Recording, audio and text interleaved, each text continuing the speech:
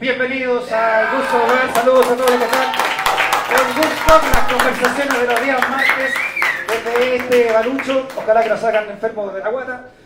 Cuando terminemos de traer otro aplauso más grande de conversar con Gabriel León, doctor en biología molecular, pero más que eso, divulgador de la ciencia. Un saludo por tu trabajo también, Gabriel, por lo que has hecho. Bienvenido al Gusto. Muchas gracias. Buenas noches, chiquillos. Salud. Y también saludo a todos los que están ahí a través del mostrador, viéndonos, a todos los que están a través del mostrador. Saludo grande también para ustedes en las redes sociales.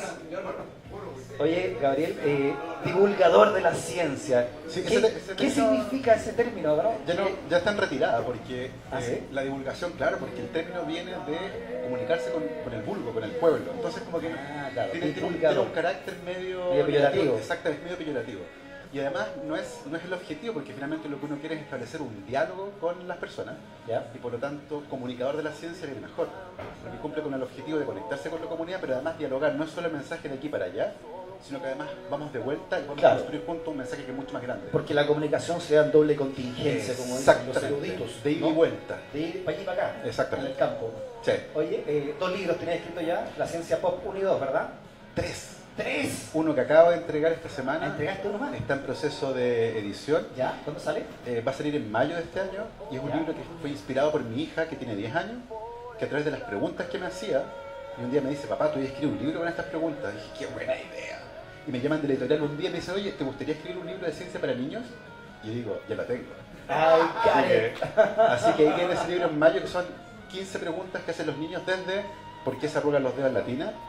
Hasta qué son los peos. ¿Por qué se arrugan los dedos? De veras. A ver, yo tengo la teoría, yo leí una vez que los dedos se arrugaban porque por nuestros antepasados reptiles, para adosarnos en las piedras. Algo de eso hay. Lo leí en el Corintellado, así que no puede ser mentira eso, ¿ah? Algo de eso tiene, pero es difícil saber para qué.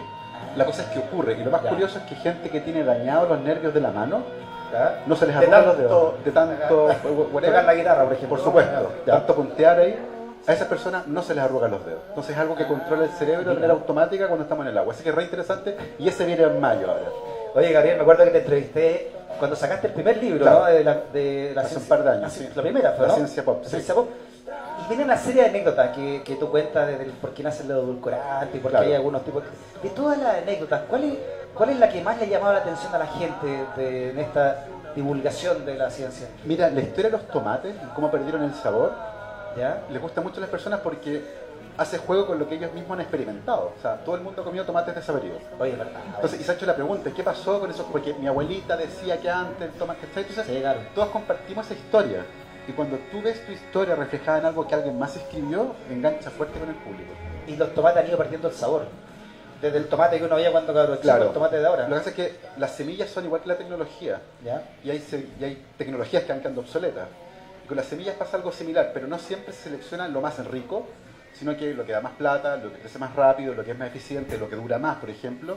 Y en esa selección de variedades de tomate que eran más fáciles de cultivar, ¿ya? Se seleccionó un mutante que era más fácil de cultivar, pero que tenía peor sabor. Entonces transamos precio, porque era más barato, por calidad. Pero ahora que sabemos eso, ya estamos tratando de devolverle esos genes de sabor al tomate antiguo, ¿cierto? Pero traspasárselo a todos los otros tomates, cosa que recuperen ese carácter y ese sabor que tenían antes. Me acuerdo, Gabriel, que a propósito de esto de los tomates, que podría parecer algo tan sin sentido o tan cotidiano, que precisamente esa es la importancia de la ciencia, que la ciencia nos toca desde lo cotidiano. Se ve como una palabra grande, así como inalcanzable la ciencia, pero la vivimos a diario, ¿no? Esa es tú decías, la importancia de estar conectado con la ciencia. Yo creo que de hecho hay un problema, si ustedes quieren, fundamental, y que tiene que ver con qué entendemos por ciencia. Y muchas personas entienden que la ciencia es la verdad, ¿cierto? Los científicos dijeron eso y eso va a pasar siempre. Pero eso no es así, la ciencia no es la verdad. Y eso es súper importante aclararlo porque se producen confusiones. Por ejemplo, hace 80 años atrás los huevos eran súper buenos, tenían proteína, grasa, era un muy buen alimento. Pero 50 años después, tenían colesterol, producen infarto, no coman huevos, la gente era como el demonio. Claro. Y 10 años después, oye, parece que no eran tan malos. Entonces la gente mira esto y dice, oye, ¿qué onda los científicos? ¿Qué quedamos? No tienen idea de lo que están haciendo. Viejo, eso es ciencia. Nosotros vamos ajustando nuestra visión del mundo a medida que la evidencia nos va indicando que va por allá la micro. Sí. Busquen después en su casa el primer dibujo que hizo Galileo de Saturno en 1610. con ¿Ya? un telescopio que se hizo él, qué sé yo, y es una pelota con 2 orejas, parece Mickey Mouse. Hacia. Y tú miras eso y decís, eso no es Saturno. 5 años después tiene un telescopio un poco mejor y dibuja ya algo más parecido. Pero fue Huygens quien 60 años después, con un mejor telescopio, recién le pone ahí un cintillo alrededor de Saturno. Y todo ese proceso se llama ciencia. Y Galileo no se murió pegado en su idea de una pelota con 2 pelotas. Cambió de opinión cuando la evidencia que lo obtuvo le dijo, hey, va para allá la cosa. Eso es ciencia. Entonces la ciencia no es la verdad. La ciencia es el mejor método que tenemos para achicar las incertezas con respecto al mundo. Ya. Estamos seguros de muchas cosas. Por ejemplo, podemos predecir con una precisión milimétrica todos los eclipses que van a ocurrir de aquí a 100 años más. Pero no podemos predecir si un fármaco en particular a ti te va a hacer mal. Ya. ¿Cachai? Entonces ahí está la incerteza. La ciencia nos ayuda a achicar esas incertezas, pero no es la verdad. Claro, y lo que quiere el ser humano siempre es tratar de contener su máxima cantidad de incertidumbre, ¿no? Por supuesto, porque de ahí el produce invento de las tensión, estrés. religiones Exactamente. Todas las explicaciones fáciles que uno se da tienen que ver con eso. Es tan penca la incertidumbre, produce tanto temor, que es mejor tener una respuesta falsa a no tener nada. Ahora, desde las ciencias sociales hay todo un grado de incertidumbre, ¿no? ¿Cómo repercute esa incertidumbre que hoy se vive en el mundo, dentro del mundo de la ciencia? Bueno, es súper complejo porque justamente yo diría que hoy día de los desafíos más grandes tiene que ver con cómo estudiamos a las sociedades, cómo responden a ciertos eventos, ¿cierto? Y cómo podemos predecir, por ejemplo, lo que pasó en Estados Unidos. Ya. Que aparece un populista como Donald Trump, con un discurso que uno mira desde afuera, lo ve súper agresivo, casi anacrónico, y el tipo resulta electo. Entonces, ¿cómo entiende uno eso si no es metiendo varias ciencias, ¿cierto? Varias formas, varias miradas de la sociedad dentro de la pregunta? Entonces, Ya. yo diría que el desafío hoy día es ese. La visión reduccionista, ¿cierto? Es achicar todo el modelo de estudio, pero cuando se alcanza cierto nivel de complejidad es imposible abordarlo así. Entonces, hay que dar un paso hacia atrás e invitar a otros saberes Sí. a que empiecen a dialogar para poder avanzar en ese conocimiento. Yo te escuchaba, por ejemplo, Gabriel, tus tantas conversaciones y tus blogs, cuando tú decías, mira, el 80% de los animales en el mundo son domesticados, ¿verdad? Me equivoco en la cifra, no sé si más o Por menos. ahí va, sí, sí. ¿Ya? Y, o sea, y de esos hay algunos como las vacas que nos están matando con el metano, ¿no? Que están haciendo efecto Sí. invernadero. O sea, cosas como esas, vitales de conocimiento, tienen que ser divulgadas. Lo que pasa es que además ahí, claro, uno lo mira también desde afuera y dice, oye, fue justamente el desarrollo de ese tipo de agricultura que permitió sostener a la humanidad. Pero ahora tenemos un nivel de desarrollo tecnológico que nos permite decir, ¿sabes qué? No podemos seguir 100 años más con esto. Entonces ahora uno puede encontrar, por ejemplo, laboratorios que fabrican carne. Ya. Carne de laboratorio, lo que va a implicar que se acaba, en un futuro lejano, ¿cierto?, la ganadería. Sí. Ya no vamos a criar animales para comer, los vamos a crecer en el laboratorio y no van a ser animales, o sea, tampoco va a haber sufrimiento, ¿me cachai? Pero esas son cosas que podemos hacer solo cuando alcanzamos cierto grado de desarrollo. Y ese desarrollo que alcanzamos, del cual nos sentimos orgullosos, en parte lo conseguimos justamente gracias Sí. a ese tipo de agricultura. Entonces, tratar de criticar a la sociedad por eso es desconocer que nos permitió hacer cosas. El punto está ahora que sabemos que producen un daño, por ejemplo, pero que eventualmente lo podemos cambiar, no me cabe ninguna duda que lo vamos a hacer. Hoy estoy leyendo un libro de Harari, no sé si lo Sí, sí, conoce, sí. que se llama Homo Deus, ¿no? Sí, De sí, hombres sí. a dioses. Gran libro. Y Harari dice en este libro, que es el segundo, ya sacó un tercero ahora, que las tres grandes miedos de la humanidad históricamente han sido las guerras, las hambrunas y las epidemias. Y los tres están más o menos solucionados. Entonces ahora lo que quiere el hombre es felicidad y ser inmortal. Y ya Google está trabajando en la inmortalidad. Y que es posible la inmortalidad, por lo menos hoy ya vivir 140, 150 años, pero para los que tengan dinero para pagar esa inmortalidad, que los próximos explotados y explotadores van a ser quienes tengan el dinero para ser inmortales o sean mortales. Tú, como científico y también como doctor en biología molecular, ¿es posible la inmortalidad? ¿La crees tú? Yo creo que en ese punto en particular Harari se tira pasado el tejo. Ya. Los registros más precisos que tenemos de longevidad en humanos son 116 años. Y Murió todo- ayer, creo, murió ayer el más longevo, el planeta ayer. era una mujer que murió hace un tiempo, pero ese es el límite superior que hemos alcanzado hasta ahora. Ya. Pero fíjense en una cosa, en 1800 la esperanza de vida al nacer no llegaba a los 40 años. O sea, hoy Estaríamos todos muertos acá. estaríamos todos muertos. Nuestro país, Salvo las señoritas, por supuesto. claro, por supuesto, les quedan Están 30 años presentadas. más. Nuestro país está rozando los 80 años. O Ya. sea, nosotros vamos a vivir el doble que lo que vivía un ser humano promedio hace 200 años atrás, el doble. O sea, estamos estrujando Claro. los genes al máximo. Entonces, somos máquinas biológicas que tienen caducidad. Pero vamos a hoy fallar. el ser humano, ¿no? La máquina ser humano, ¿para cuánto está destinado a vivir? Bueno, como les decía, el techo que se ha calculado son 116 años. Ahora, piensen un poco en una cosa. Los riñones son un filtro y se pueden cambiar. Ya. El corazón es una bomba y eventualmente se va a cambiar. Los pulmones tienen un funcionamiento mecánico. Hay un montón de órganos que podemos trasplantar o crecer incluso in vitro en el laboratorio. ¿Ya? Pero nos queda un desafío. El mate, El cerebro. el alma. Ahí estamos sonados. Ni siquiera entendemos cómo se almacenan los recuerdos, no entendemos bien eso. Nadie sabe qué diablos son los sueños, lo logramos entender muy bien o para qué sirven. Ya. Entonces, mientras no resolvamos esa gran pregunta de la biología que tiene que ver con cómo diablos funciona el cerebro, estamos sonados. Porque finalmente ustedes no están en el cuerpo. Es el cerebro Ya, pero encarnado el en avance cuerpo. tecnológico ha hecho, por ejemplo, que ahora hay nanopartículas, ¿no? O nanorobots que podrían actuar como glóbulos blancos y romper un tumor o controlar un cáncer, ¿no? O sea, hay tecnología ya para poder O sea, extender la vida mucho más. Son prototipos y todas esas cosas, pero piensa que además siempre está la posibilidad de un accidente, por ejemplo. Ah, sí, claro. No, O sea, claro. la inmortalidad perfecta es una utopía, creo yo. Ya. Y por otro lado, y ahora me cambio de rol, ¿te gustaría vivir para siempre? Es que ese es el otro que plantea Harari.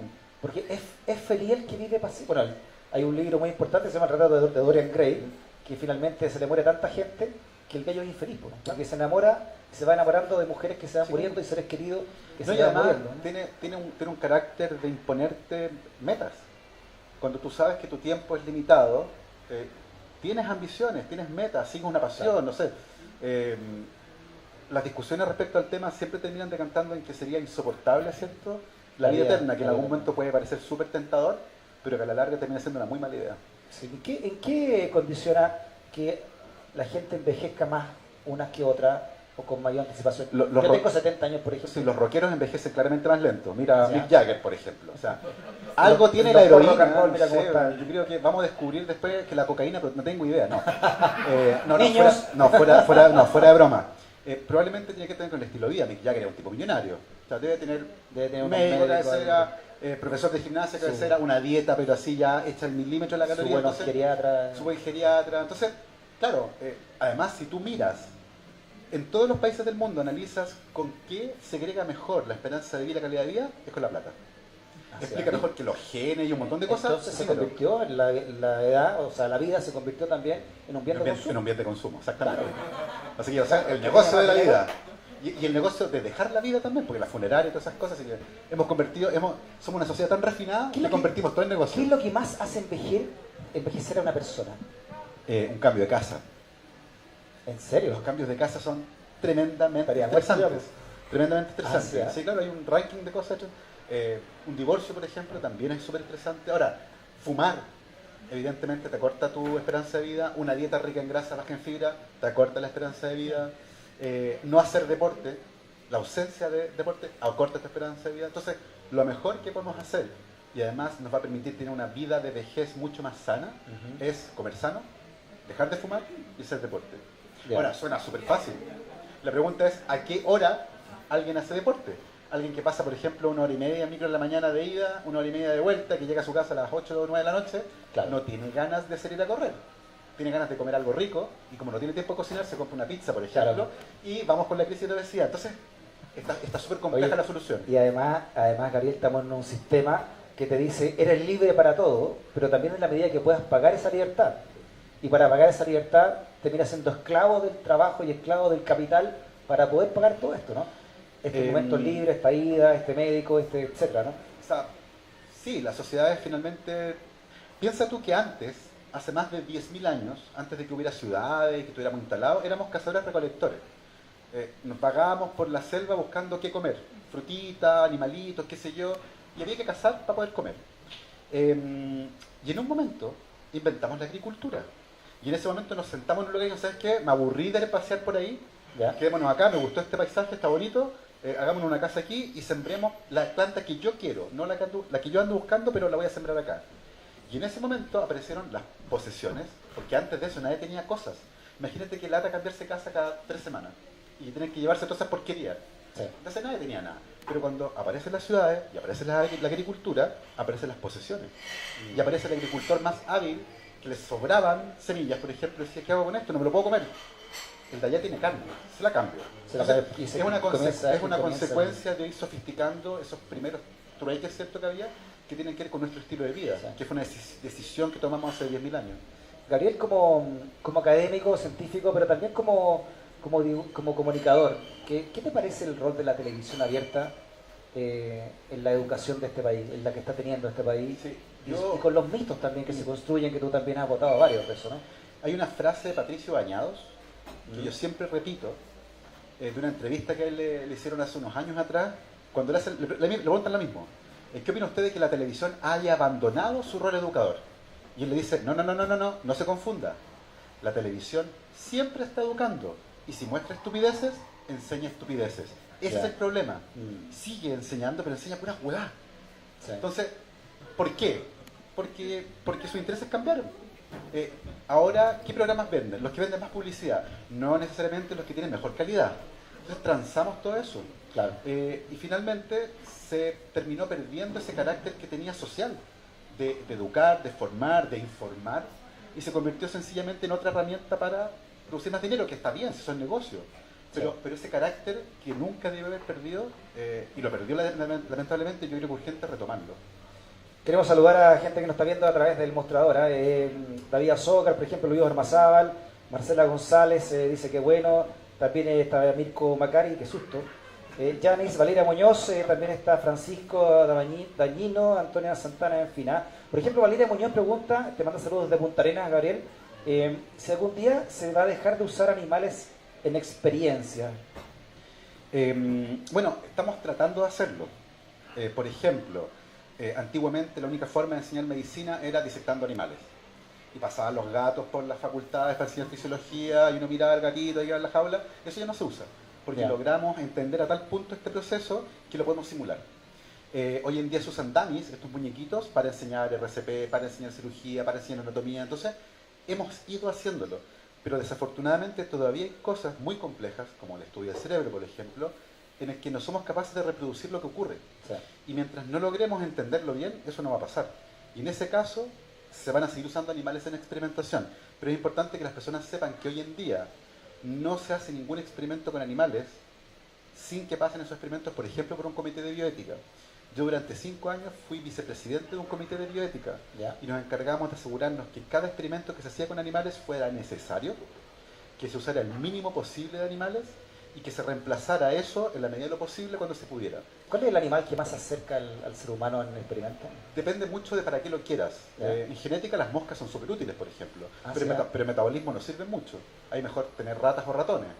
Y en fisiología más grande, bueno, los cerdos son súper útiles también. Entonces, los cerdos. Depende mucho de tu pregunta, va a ser el modelo que más fácil te va a ser utilizar. ¿Ya los monos no se están usando mucho? Se usan muy poco por varias razones, pero las más importantes tiene que ver con nuestra cercanía.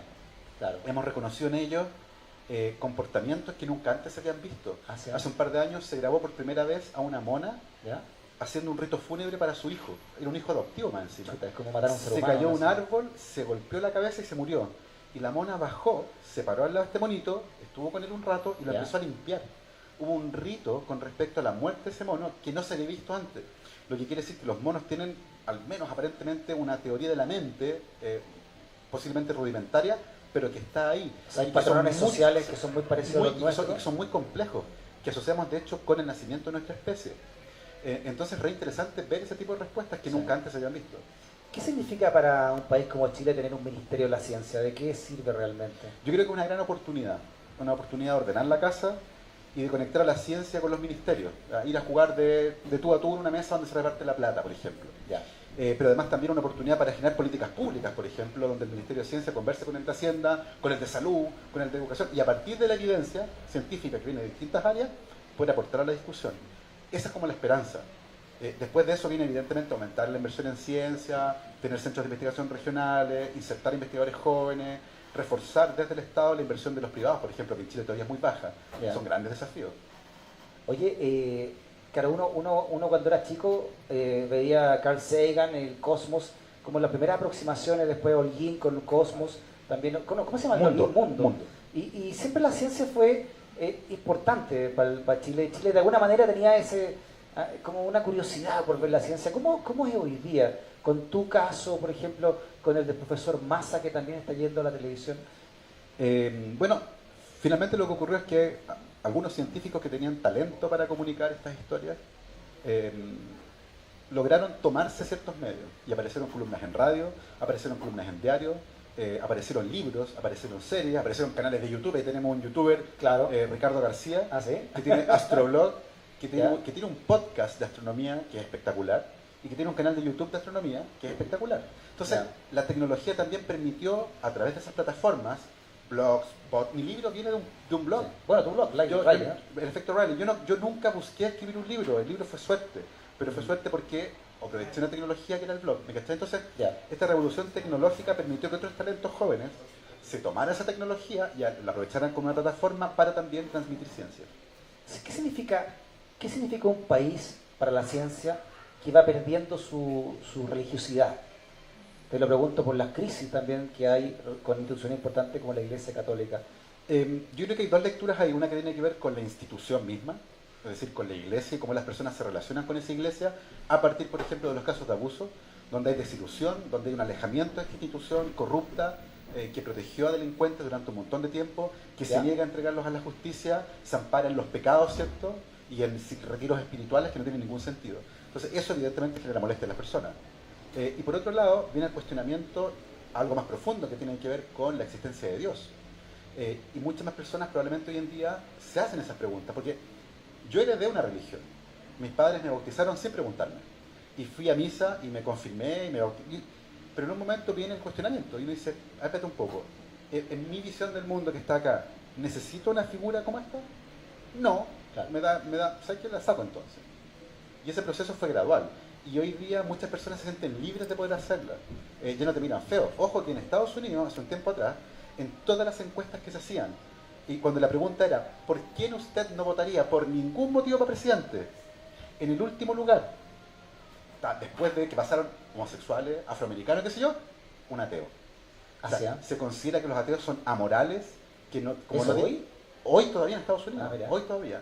Hay un nivel de desconfianza gigante porque se asocia la moral Claro. a la moral judeo-cristiana, por ejemplo. Entonces, un ateo no tiene valores. Bueno, Porque no tiene miedo del castigo, por ejemplo. Claro, pero fue concebido en Estados Unidos por los protestantes, ¿no? Por ejemplo. los cuáqueros. Pero también vienen bajo el mismo paraguas, en el fondo. Pero en Chile ha ido aumentando mucho el ateísmo en la En última Chile encuesta el y ha agnosticismo bajado y el ateísmo ha ido, los índices bueno, de religiosidad. ha ido bajando fuertemente la adhesión a la Iglesia Católica, se mantuvo más o menos estable la adhesión a la Iglesia Evangélica, y el nivel de personas que se declaran ateos o agnósticos ha ido aumentando. Y ciertamente no es una pregunta fácil. De hecho, hay un libro que es el de Belolio, ¿cierto? Ateo fuera del closet. O sea, declararse ateo era casi como declararse homosexual. Sí. En un país que miraba muy feo a quienes eran ateos. O sea, una vez en el metro me retaron por ir leyendo a Richard Dawkins. Ah, sí, O sea, una señora me miró y me dijo, ¿cómo se le ocurre leer eso en público? Una cosa así como... Claro, que Dawkins, bueno, estuvo hasta ayer estuvo acá en Chile, ¿no? En el Sí, Congreso hace poco, Futuro. exactamente.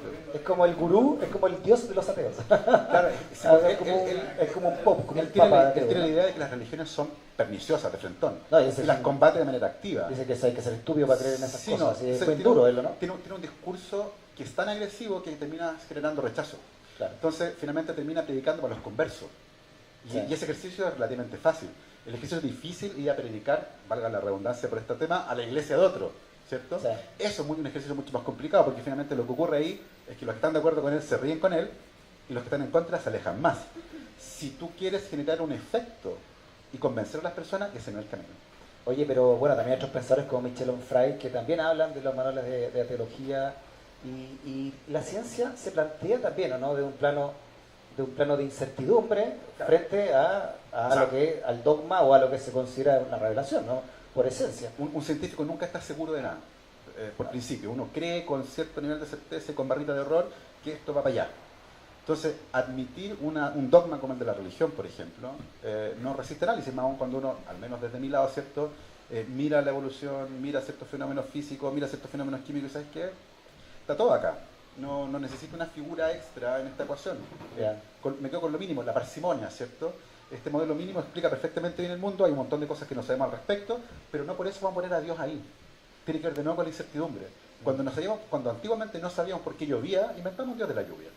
Claro. Y cuando había sequía matábamos gente. Y en un momento entendí, ¿sabes qué? No tiene que ver con cuántos gallos matemos. No, y además la tecnología te permite, y la ciencia te dio otras variables, ¿no? Por supuesto. Otra certidumbre. Y a pesar de que hoy día, aún hoy no somos capaces de predecir con perfección el clima, lo hacemos mucho mejor que hace 50 años atrás, porque hemos entendido bien esos procesos, ¿me cachai? Entonces no hace falta el dios de la lluvia, no hace falta el dios del viento. Te vas despojando de aquellos que te van finalmente haciendo un lastre, porque además te piden cosas, te piden plata, te piden tiempo, son... En fin, parecen la mano. ¿En qué momento que tú... Salud muchachos, saludos a todos que están acá, se me secó la garganta, perdón. Esto después lo cortamos, ¿Cómo definirías tú el momento intelectual que vive el país hoy? De una polarización horrenda, por un lado, y por otro, de una burbuja donde nos negamos de manera permanente a ver siquiera lo que piensa el otro. Facebook hace eso todo el tiempo, porque Facebook te muestra con mayor frecuencia las noticias que a ti te gustan. Entonces es súper condescendiente, porque te hace creer que tienes la razón, porque te muestra que todo el mundo opina igual que tú. Claro. Eso no es así. Entonces, yo creo que perdimos la sana costumbre de disentir y de discutir ideas. Y finalmente se discuten consignas y después de eso, bloqueo. Sí. Entonces te vas aislando intelectualmente cada vez más, al punto en que círculo... estás convencido que todos piensan como tú. Y por eso Marcel Clot ganó en Twitter. Porque en ese círculo cerradito, están todos ahí, pero no fueron capaces de ver que allá había otra realidad. Entonces eso es súper nefasto para la sociedad, porque estamos generando discusiones súper polarizadas y muy cortas. Dos pachotadas y se acabó. No estamos dialogando, no estamos construyendo. Entonces yo creo que eso es peligroso para el país. Un poco antes de morir, Humberto Eco dio una gran entrevista sobre las redes sociales, ¿no? Y es polémica, por supuesto, como Humberto Eco lo era, y decía que el máximo peligro de las redes sociales es que habían democratizado la estulticia, la estupidez, le habían dado el mismo poder al sabio que al imbécil, decía. Del bar, sí. Decía Humberto Eco. ¿Tú estás de acuerdo con eso? Porque también tú has tenido una relación tirante algunas veces con las redes sociales, ¿no? Que yo creo que ahí son procesos inevitables de este tipo de tecnología. Como te decía antes, la misma tecnología que permite que alguien haga divulgación científica vía YouTube es la misma que le permite a otra persona divulgar su, no sé, terraplanismo o ser antivacunas. Claro. Entonces, que haya gente así todavía. Bueno, pero piensa que la Tierra es plana. Y ahí tienes dos opciones, o te reís de ello, que es una opción, siempre es una opción reírse, no es un castigo. Te puedes decir, mira, bueno, imbécil, cree que la Tierra es plana. Pero que no se den cuenta. Claro, o que se den cuenta, tal mismo. Si mide 2 metros, no, hay mejor que no se dé cuenta. O yo quiero hacer un cambio, y por lo tanto abordo esto de una manera distinta. Claro. Entonces, podías elegir lo que querías hacer, no es obligación siempre hacer algo, pero está ahí tú. Entonces, ¿censuramos? No, de ninguna manera. Hay que educar a los que están escuchando, hay que educar al que está leyendo, hay que educar a nuestros niños. Si uno le enseña pensamiento crítico a un cabro chico, o sea, si un niño les hace una pregunta, pueden hacer dos cosas: contestarle la pregunta, y ese niño va a aprender una cosa, ¿ya? O enseñarle cómo buscar la respuesta. Y ese cabro chico va a terminar con una respuesta y con un método para encontrar respuestas. Otras respuestas. Eso se llama pensamiento crítico. Un niño que aprenda a pensar se convierte en un adulto que no le puede meter el dedo en la boca. Así de sencillo es la ecuación. Pero para eso hay que meter plata en educación. Hay que darse cuenta del valor que tienen, particularmente los más chicos, desde pre-kinder a sexto básico, que es donde aprenden a pensar. Hay que aprovechar esa etapa. Oye, esa palabra mérito, ¿qué significa para ti como científico también? El mérito es una ilusión. El mérito es una excusa que se inventó en algún momento para justificar diferencias que no deberían existir. Ya. El mérito es una mochila invisible que tiene herramientas que te permiten diferenciarte del resto independiente de tus talentos. Eso no es mérito. ¿Por qué? Porque el lugar donde nacimos, al colegio al que fuimos, las personas que conocimos, lo que comimos, lo que nos vestimos, el estrés que pasamos, todo eso influye en tu vida. Y eso es puro azar. Tú no elegiste ser hijo de tu papá y de tu mamá.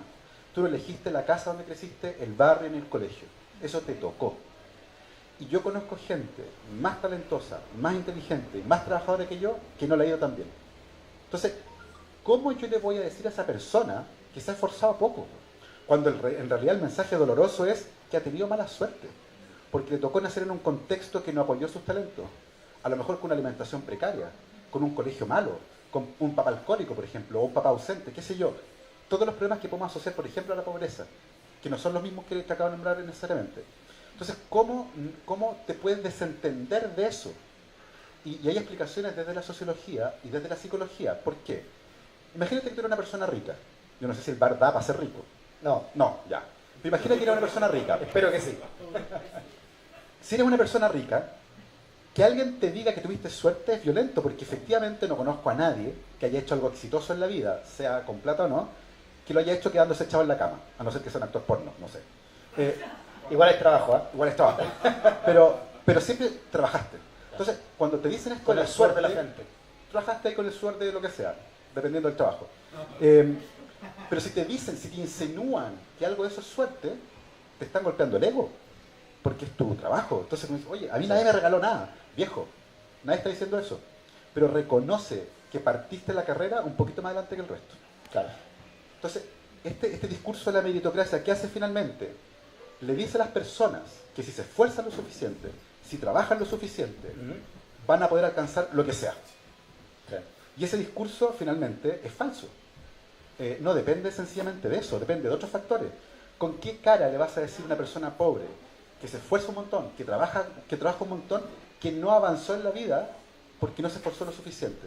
Entonces, en ese contexto, el discurso de la meritocracia termina siendo perverso, porque le transfiere la culpa del Estado, por ejemplo, que no pudo apoyar a esa persona, le transfiere la culpa de ¿sabes qué? Fracasaste, no te esforzaste lo suficiente. Sí. Y eso no puede ser. Gabriel, por último, cerrando ya la conversación, ¿tú eres de los que cree que se aterra porque la ciencia está avanzando demasiado rápido respecto del avance de la ética? Bueno, esa es una discusión gigante. La velocidad del avance de la tecnología no la podemos parar. Esto es un tren sin freno, va desbocado completamente. Y lo único que nos queda hacer, por lo tanto, es pararnos desde la filosofía, por ejemplo, y preguntarnos, como el Congreso del Futuro, ¿qué especie queremos ser? ¿A dónde queremos llegar? El mayor riesgo que tú tienes cuando corres con los ojos cerrados es que vas a llegar súper rápido, pero a lo mejor va a llegar a un lugar donde no querías estar. Entonces hay que tener siempre la vista puesta en el camino. Pero para eso es importante que haya conversaciones sociales. ¿Qué queremos hacer con nuestro genoma? Con las plantas autóctonas nuestras, con nuestro patrimonio genético, con el país en general. ¿Qué país queremos ser en 50 años más? ¿Vamos a seguir vendiendo tierra?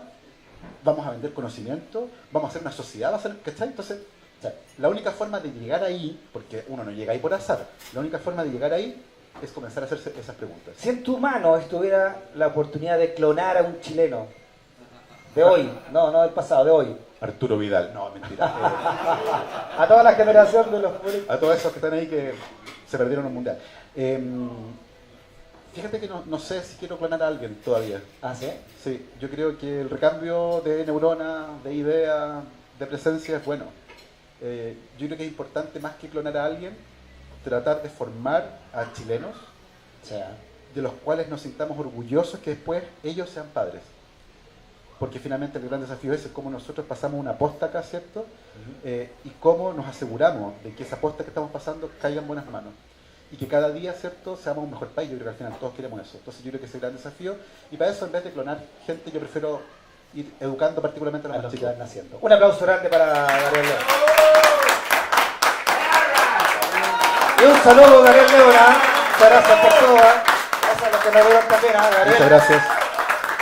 Muchas gracias por haber venido al Woodstock Bar. Gracias por la invitación al Woodstock. Por gusto. Saludos a todos, saludos que están en el bar y saludos también a ustedes que están en el mostrador. Nos encontramos el próximo martes, último capítulo de esta ronda de verano de los Woodstocks, las conversaciones necesarias desde acá, desde el Woodstock Bar, siempre por el mostrador. Hasta el próximo martes. Chau. Chau.